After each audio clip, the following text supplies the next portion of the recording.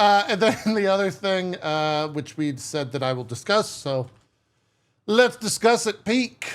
I jumped in and played with.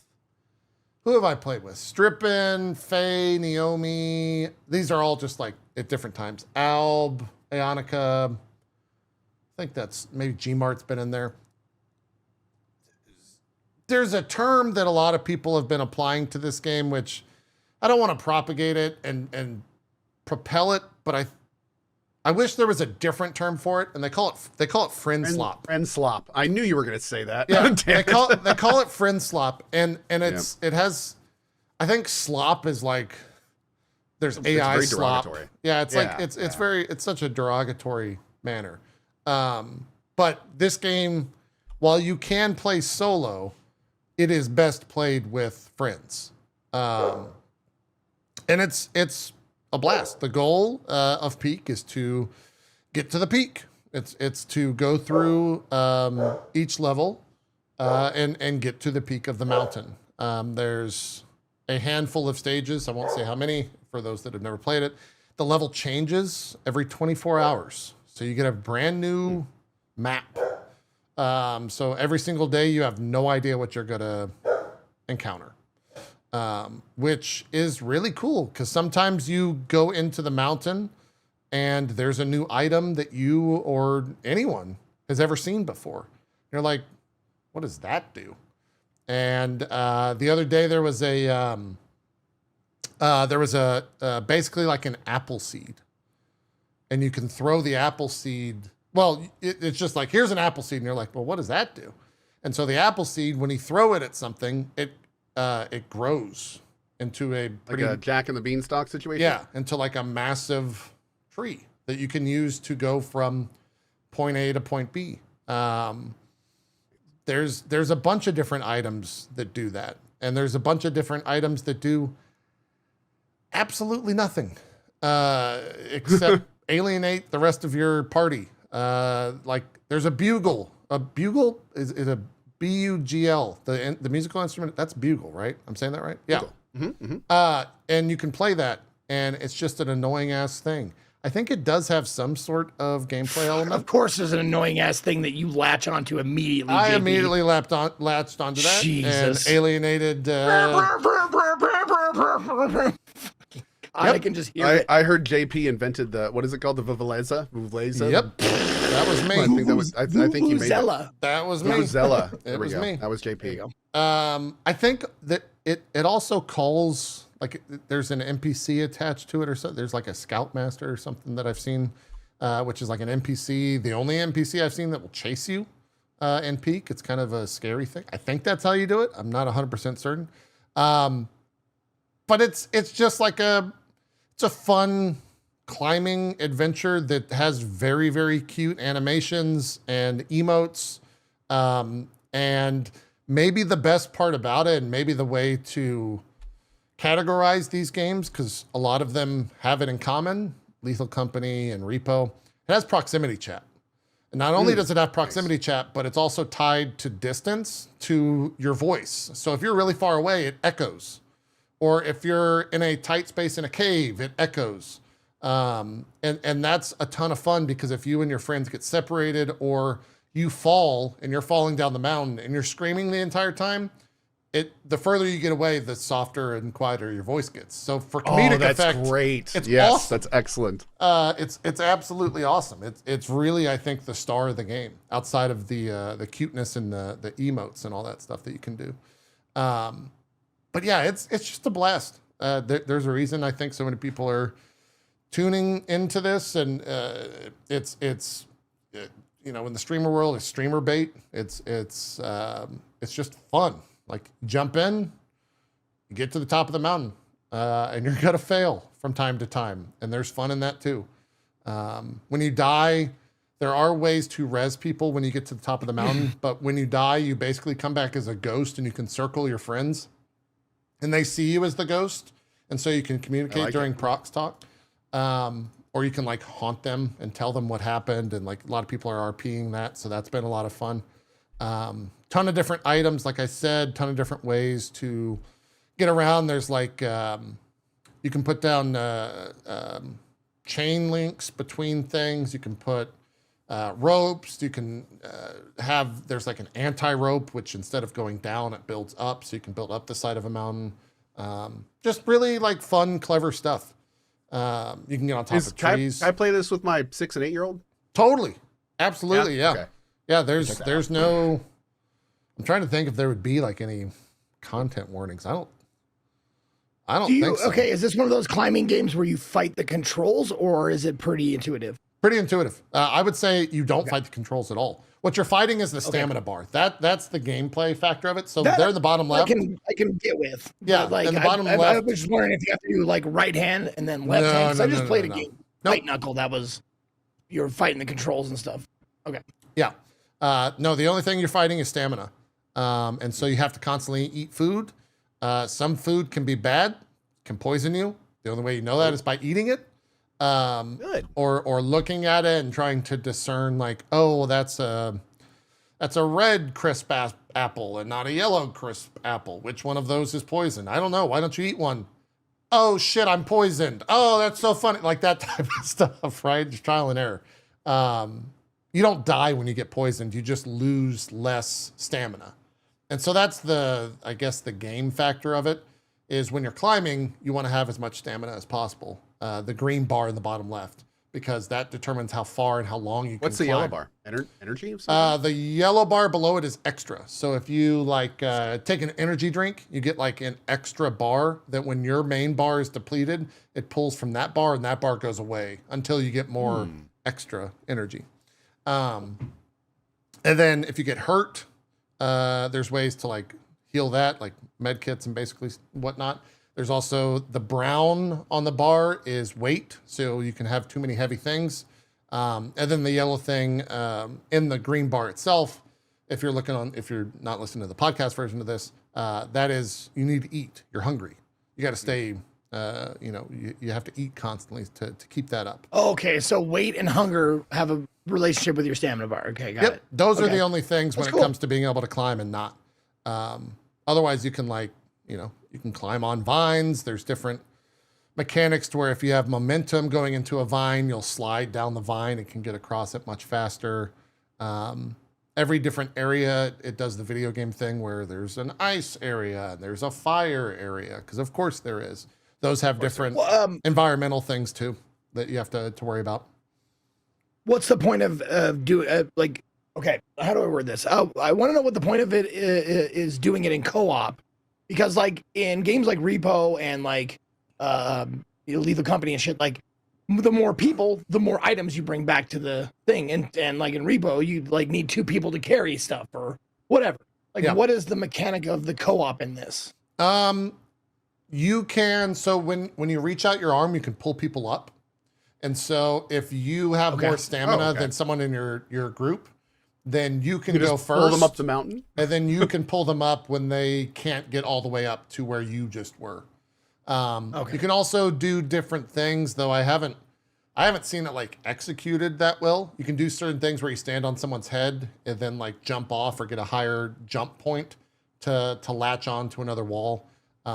If someone falls over, you can put them on your back, quite literally put them on your back and pull them up the mountain until they come back to life because they're knocked out because of poison or whatever. It's kind of like in a lot of ways, it's like a co-op climbing puzzle. That being said, you can totally play solo. And it is a completely normal thing to play solo. And the fact that the map changes every day, I think that's one thing that this has over something like Repo or Lethal Company, is that every single day it's a new experience. That's really cool. Sure. You can just go back and see what the devs have made. And some of those maps are very easy. I think like 5 days ago, there was a map where everyone was like, oh yeah, I cleared that one, no problem. The next day was like a brutally fucking difficult map where a lot of people were like, God, this is such a difficult one compared to yesterday type deal. I don't know if the devs have talked about how much of those they have like stockpiled, or if they're making it like today's map is 3 days from now, or like what that process is. I would love to know if they have like filler maps. So if they don't make one that's unique enough, but I feel like everyone has been pretty unique where if I die, I know because of a landmark where it's like, there's 2 bridges if we go to the right, and those 2 bridges made it really easy to get up that side of the mountain. So we should go to the right. And if you're playing with someone who's already been up the mountain that day, they'll be like, yeah, in the second area, you definitely want to go to the left because the left is so much easier. If you go to the right, you're going to get stuck doing blah, blah, blah, blah, blah. So it has that factor to it, which is a lot of fun. Now you said, as far as like you could, when you get to the top, you can resurrect them. Like there's like a resurrect mechanic. Okay. Help me out with this though. Like if you're, how many, 4, can you go up to with, is that a 4-player thing? It's a 4-player game. There's a way to mod it to have more than that, but it does not mod in the extra food. So then you start running into food issues. Okay. Oh, cool. At least they didn't have a plan at all to do stuff for the game, but now with all the interest, they're going to make DLC stuff. Awesome. Yeah, it sold 2 million copies. Hell yeah, dude.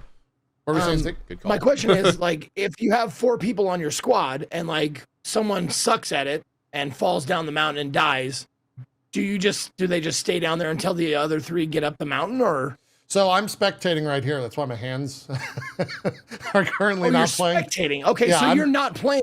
Okay. No, I'm spectating the 2 people that are. Wait, this might have been when my power was going out. But yeah, when you die, you basically become a ghost and you can like haunt your teammates until you get rezzed. And so when they get to the top of that area, then you get rezzed. I have a they don't have to get all the way, not all the way to the top of the mountain, just to top of that area. There's a handful of areas. Okay. Yeah. I have what they call a participation award, where that means that I have, a participation badge, which you can wear. You can put little badges on your guy, which means I got to the end of I surmounted the peak, but I was dead. So I got the participation badge because I was not the one that surmounted the peak. It was my friend that was alive, that made it all the way up the mountain. I thought you might have carried your corpse up to the top or something. No. I was like haunting him. You can do that. I think there are ways to do that. There's like little badges you can get for a multitude of different things. Carrying a certain item all the way to the top, and I think if you bring the horn all the way to the top, you get some sort of achievement for that. So a lot of people are like creating challenge runs because those take up not only weight on your character, but they also take up like an inventory slot. You can only hold 3 things in your bag or on your person, unless you have a backpack. Then you can hold a couple more things. I think it's like 4 to 5 or something like that. But there's a lot of items, so you have to decide if you're solo. I want this item. You know, there's a hierarchy to what you want in the items. So you have to know that through trial and error mostly. But yeah, it's a really good time. I mean, there's a reason people are going crazy over it, and it's sold. I was wondering because I only heard it was a climbing game, and I'm like, how the fuck is this popular? It's probably one of those goddamn getting over it games where it's like fighting the controls and everybody's laughing at you because you fell down into the pit again, and blah blah blah. And I'm like, I don't want to fucking play that, but this seems fun. Yeah. It's. I'm trying to think if there is a frustration. I don't think you would get. The only thing you would get frustrated about is sometimes it's like, oh, I thought I could get to the top of that, but I didn't. And I fell. Most of the time that happens, I like find humor in that. But I guess you can get frustrated by it. Yeah, you might get. No, most I almost said friend slop again. I can't get it out of my head. I don't like the term, but it is pretty apt. I don't either. But most of these new co-op games, like dying is part of the fun of it. Mm-hmm. Yeah. It's good fun, and it's also cheap. That's one of the reasons I think these games do so well. Is the replayability and the price point. This is $8. $8, and you get a whole. You guys want to play? I'm playing right after this, but I'm totally down. We can play. I'll give it a try tomorrow or this week or something. Yeah, let's plan today. Whatever works for you all. Let me know. We'll talk in the DF chat. You can play with 3 people, or we can find a 4th as well. It doesn't matter. It's up to you. Let me know. And the VoIP. Yeah, the VoIP is really good. The VoIP and the price are huge selling points. Let's not get Julia. I heard she's really good at games. I don't want to be shown up. Dude, Julia in rematch. Julia would come, but she's too busy building JP's house. That's right. That's I forgot about that. My bad. You're goddamn right, actually. I want to preface, you're goddamn right. Play with Dan? No, to be fair though, that's when I played co-op. When I played Valheim co-op with my wife Katie, that's what she would do. I would go out to the adventures, and she'd be home like, "This is my joy," and she'd be building like this huge fucking stone castle. Like, you need to bring back more stone. I'm like, all right, honey, I guess I'll go get some more stone. Back to the mines, Zeke. The Zeeks yearn for the mines. What do you think about this wall sconce? And I'm like, I don't care. This is your joy. Like, my journey is different than yours. It is a cooperative game, but there is, you can, of course, troll, right? So, like, of course, if you go to help someone, you can also push them off, right? You can also refuse to help them. And the character models, you get to like choose your face. And so there's a really funny moment where I was playing with Strippin, and he went to go help someone else out, and I was below the person that he was helping out. So the person climbed up and was going to grab Strippin, and you hear my friend who's waiting for Strippin's help go, hey, I need some help. And Strippin like leans over the edge, and so his character's eyes that have an evil intent to it leans over, and he goes, no. And then he disappears, and the guy falls off the cliff. I was like, oh, that's fucking funny. That's really good. It was like a Scar Lion King, like Long Live the King moment. Yeah, it was really good. That's fucking great. So you get fun moments like that, which are worthwhile, especially $8 without question is worth it. Yeah, that's fantastic. It's really good. I'd love to play that. I'd love to give it a test run with you guys. I'm down. Just let me know. We can do it like an afternoon for Co. That would be like a 3-hour sesh for the start of Zeke and I's stream. I'm on board. We'll plan it out and let you guys know.